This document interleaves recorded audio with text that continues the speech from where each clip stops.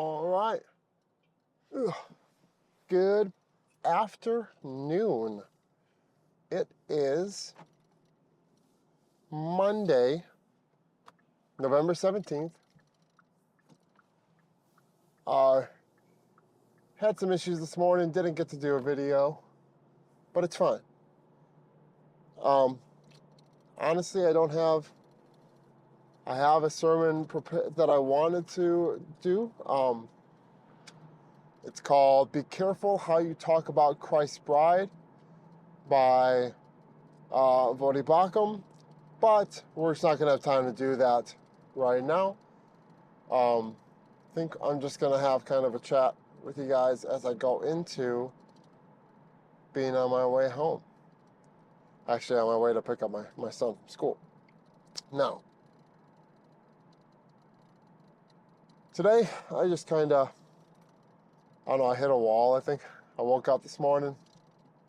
Be honest, I didn't want to do anything. I just wanted to curl back up in a ball and go to sleep.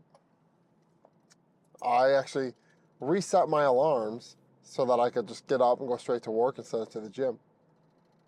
But about a minute or two later, I'm like, I really need to just get up. Like, what am I doing? Why am I letting this morning just get to me so much? And there was nothing going on. There's nothing wrong. You know what I mean? Like, I can look at my life right now and I'm like, you know what? I'm in a pretty good place. I've got a beautiful wife, great kids, neither of which are causing me any trouble. Got bad drivers on the road. That's a thing, though. Illinois plates, though, explains a lot, right? But you're looking day to day at, I really have nothing that is worrisome. My job isn't too bad. I don't dislike it.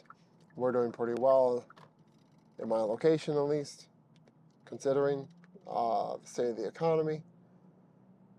And I don't know. I just woke up this morning feeling like just overwhelmed.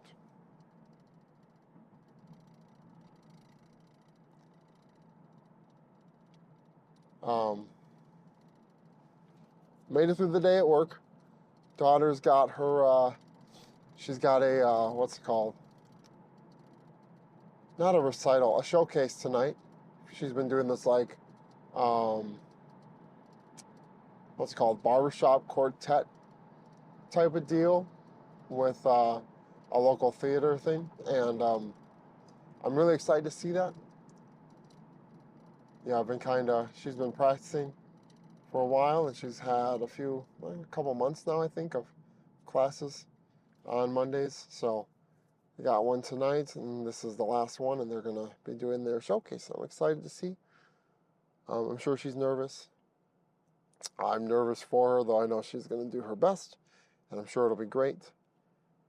But got things to look forward to tonight. It's kind of a lull right now between my kids. Neither of them have a lot going on. She had that going on every Monday, but that ends tonight. And then my son, he has like baseball training on Saturdays because he does like a winter training camp just to help increase his skills going into the next year. What are we doing? So that's on Saturdays, but the weird like go of the weeks is gone right now. Kids have, it's outside of that, it's like church, church Sundays, church Wednesdays. And, yeah, I mean, I'm excited for the holiday season. That's coming. I'm so happy. I don't know, it's the best time of the year as far as I'm concerned. We've already got like our Christmas tree up. We've got all our decorations out on the, we got all our lights and everything up. It's just vibrating a little too much. So we got everything going. Everything's good. We did all our Christmas lights on Saturday. Oh, Sunday. Saturday. And needless to say, it's not as much as I think we'd like to do, but it's as much as we could comfortably do and safely do and wanted to spend. Um, but man, the holiday season, getting ready for some time off. I think we got a couple days off next week. And then Christmas time, I've got off like 2 weeks. I'm just taking off time. The kids both have time off at the same time as I'll have off, so I get to enjoy some time with them. Rachel will have some work to do during that time, but I think we'll get a lot of time just all hanging out together, and it's a good way to end the year and begin the new year, right?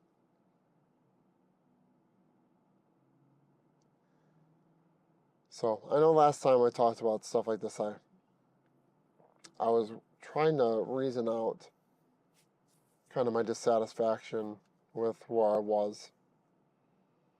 And I think mostly that's professionally, right? I think with my wife and kids, obviously I've got there's so much room for me to improve as both a husband and a father. There's always going to be room for me to improve there. And then obviously always room for me to improve as a Christian. That's why I do the Bible studies and I'm listening, I'm trying to learn. I'm really trying to put my head into and my heart into those things. I don't know, I look at work and I'm never really excited anymore. I feel like I've got a lot of the formula down on what I'm doing. And I'm ready for more. I'm ready for a harder challenge. I'm ready for something different. If anybody, if you've worked with me before, you know that I'm always eager for the next thing. How can I do better? How can I do more? Whenever I've always told people, whenever I get an opportunity, I say yes, right? If it's something that I think is good. I never turned it down.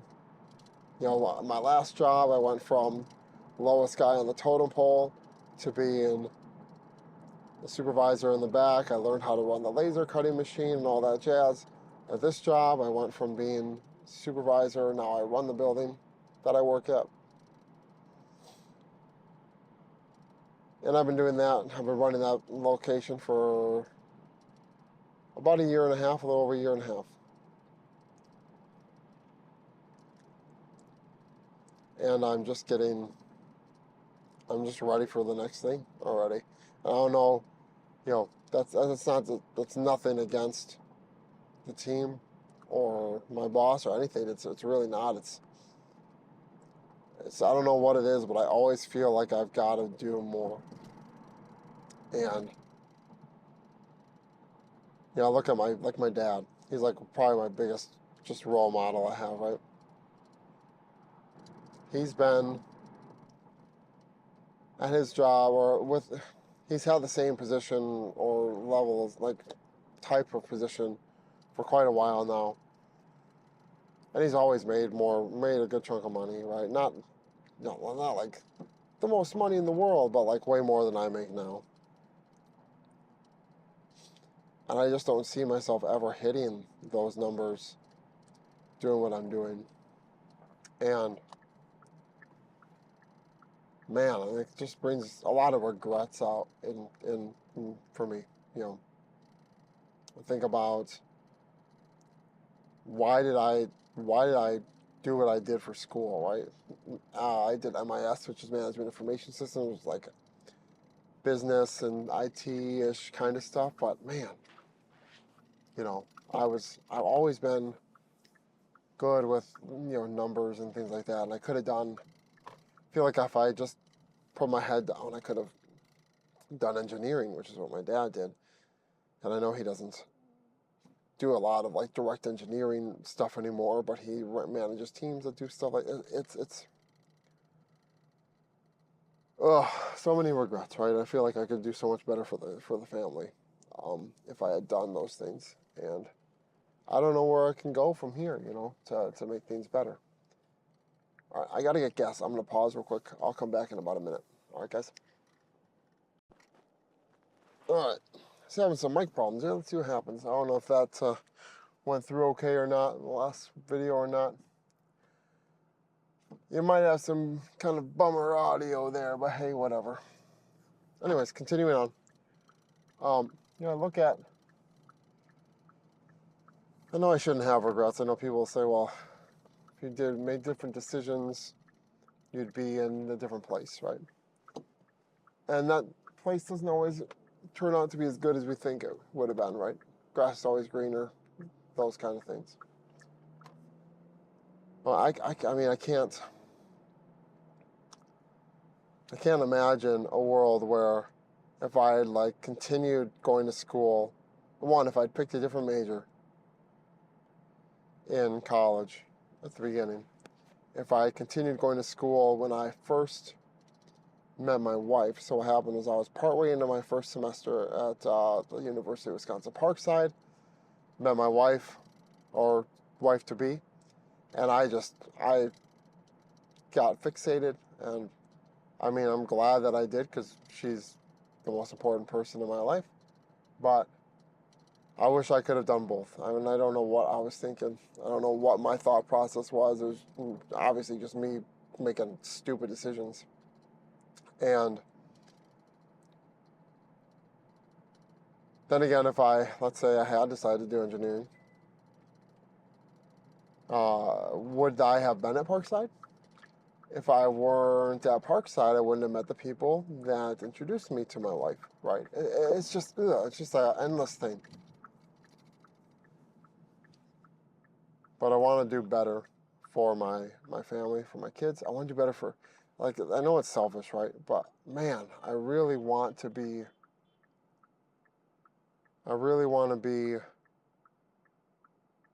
able to look back in like 20 years and say, man, I really tried. I followed a path. I did the most I could just to be the best version of myself, right? And I know that I want, like, there's the moral sides of these things, right? I want to be known as a Christian. I want to be known as a good father, a good husband, right? I want to be all of that. But man, the professional side of me, right, wants to be the best, right? I want to be able to say, I did all these good things. I moved my way up the ladder. I overcame challenges. And I don't know if that means I need to move on to something different. Do I need to pivot to a different field of work? What do I need to do? And I've been having these thoughts for a while, and it's just so frustrating because the balance, right, between my work life, personal life, and then how would I even fit that in, right? And I fit this in, right? But this is me driving the car, right? And it takes me 8 minutes, 10 minutes tops to like edit these down because there's no editing to them. And I don't want to make money off of this. I don't think I'll ever be able to. I might do some things, I think, to help people like get into the gym and things like that. Might do some videos like that, but none of those are that's never gonna get me money. One, I'm not beautiful enough. You know. Two, I mean, there's an audience that I could aim for, right? I could look at people like me, because that's, people who, or people that were where I was a few years ago, right? Looking at overweight fathers who haven't taken care of themselves and want to lose a lot of weight. I could look at that. I could push that. There's a lot of guys who look at on YouTube and they're all just like super fit, and they've always been such, right? Or their overweight was like, oh, I was a little chunky. I'm like, come on, man. You looked like you were fat for like 6 months because you like binge ate, you know what I mean? And then you recovered pretty well. But man, I don't. There's nothing there, especially with like AI and everything coming to video stuff like that. It's gonna get crazy. But anyways, I don't see a market in video for myself. Personal training. I've got the personal trainer certification. Um, I also have my nutrition coach certification. So could I approach that? Yeah, I could. I'm just looking for something that'll get me some money on the side, and two, yeah, I'd love it to be something that replaces what I'm doing day to day, and I just don't know what to do. Oh man, I've been praying constantly, like, God help me figure this out. Help me figure out like what's the path forward. What do you think I should be doing? What do you want me to do? And I haven't got a clear answer yet. Maybe I won't. And I'm trying to be, how do you put this? I'm trying to be, complacent's not a good word. I'm not trying to be complacent. Comfortable where I'm at. I just hate being comfortable doing what I'm doing. You know what I mean? When it's like beating a game, right? You beat the game. I haven't beaten a game since I was like 12, right? But you beat the game, and you get to the end of the game, and it'd be like just playing the same level over and over and over again. Maybe a better example would be like, you beat a level, and instead of going on to the next level, you just beat the level over and over and over and over and over again. I can't imagine doing that. Like, I never got into that, right? I always wanted, once I beat a game, it took a lot for me to turn around and like try playing again. If I did, I got bored. And right now, I feel like I've figured things out. There's still some things I could work on, but there's things you're always gonna be able to work on. So I feel like I've beaten the level of my work, and I'm not ready to take the next step, or I'm ready to take the next step, but there's not the opportunity. And what's funny is I had a call from a company a few weeks ago, and the position was way out of my league, way out of my range of skill, right? So they're saying, yeah, you'll probably manage, you'll have direct reports that are salary, that they'll have direct reports that are salary, and then under them is like a couple hundred people. And I'm just like, why am I even being talked to about this? Like, why am I even being considered?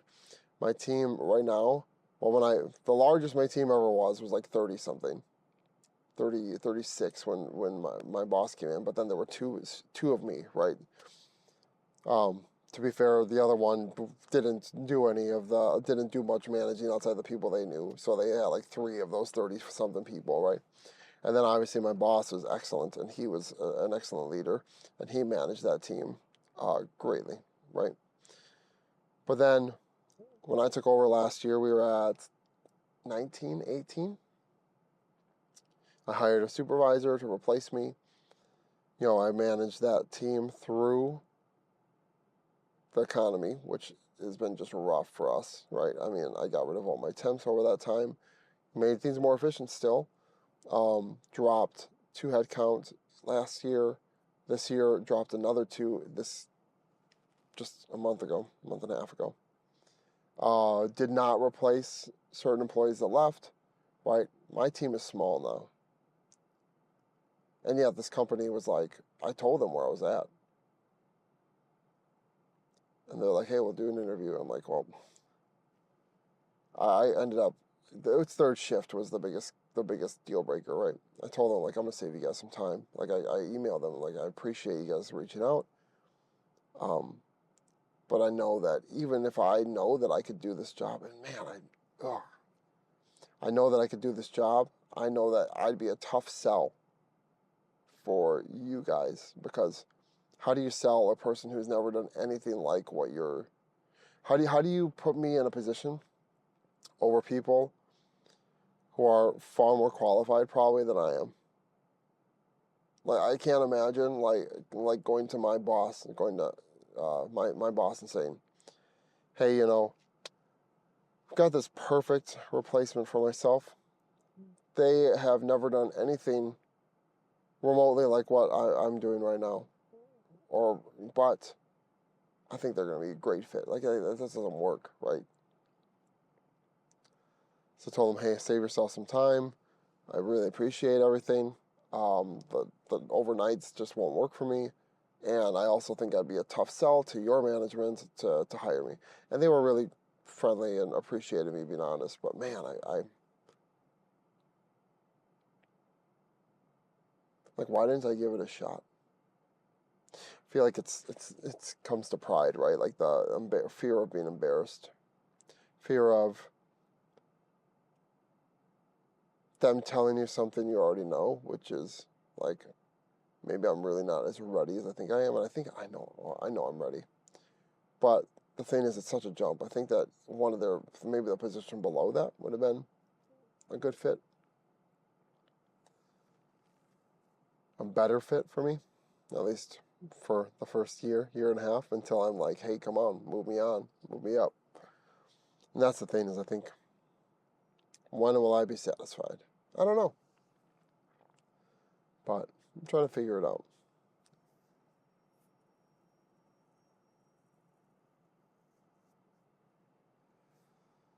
So yeah, hopefully, I know that it's just a lot of rambling, but how do you, you know, how do you come to, how do you figure out what you want to do? You know, I'm sure there's like a million videos on how to figure out what you want to do with your life at, you know, through work and whatever. And then get rich quick and all that jazz. I'm like, I don't need that. I need to sort it out. And I've never felt like I was where I belonged as far as professionally, right? But consequences of my own actions, right? It's all consequences of my own actions. So, luckily, I have a great family. I have great kids. I have a wonderful church that we attend with great friends there. Great friends from churches and things past. And my life isn't a total mess, which is great. You know, God's blessed us throughout these last, you know, my wife and I have been together for 16 years, married for 16 years, and then a year before, like 9 months dating / whatever, right? 9 months dating, 3 or 4 months engagement, married, right? And we had some tough times, like financially. We lived with my parents for a few years after that. My daughter was a few years old when we left that house, which is embarrassing to say because, you know, it's just, I should have done better, right? But we came from being like on food stamps and SNAP or whatever and having EBT and on state insurance to now we have none of that, which is, you know, we actually like, we celebrated the day that all that went away. Like we were so happy, like that we were doing well enough on our own, thank God, that we didn't need to rely on those things. We appreciated them when we had them because we never misused them. We were, when we get that stuff, we'd go and be as efficient as possible, and then we'd pay for other food that we needed out of pocket. And but we were so excited the day that, like, we stopped using it months before they stopped giving us money, to the best of my knowledge. And then when they finally stopped, because I started making too much money, or we started making too much money, to get it, we were happy, and that was one of probably like the most like accomplished things that we did. You know, it sounds dumb, right? Bought a house, but our house is cheap, right? I finished college a few years back, 4 years, 5 years back now. COVID time though, so I never got to like walk and get my graduation, get my diploma handed to me and all that. They kept saying they were going to do it, and I don't think they ever did for our class. And if they did, they didn't communicate it well because I was itching for it. I really wanted, that was like something I wanted so bad. Like it took me 8 years to get to finish school because I was working full time the whole time. And I did it. Anyways, I'm just rambling too much now. God has blessed us. I don't know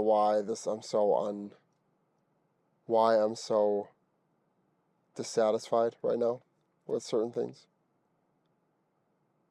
But I'm grateful for the things that I do have, the things that are important, right? So, anyways, tomorrow I'll be back on sermon recaps. I'm excited for the one from Voddie Baucham. I love his sermons. It's great. They're all great. Too bad he's passed, but I love his sermons. And there's a lot of questions I have on this one, but at the same time, there's a lot that I understood, which is great. I love that. So I'm going to pray and then pick up my kiddo and go to my daughter's showcase. So, all right. Father God, thank you for a good day today. Please help us to find satisfaction in you, not in the world, not in our own accomplishments. Help us to be stewards of the things we do have. Help us to be leaders in our family and in our community, in our church. And bless everyone today. In your name we pray. Amen. Have a good day, guys.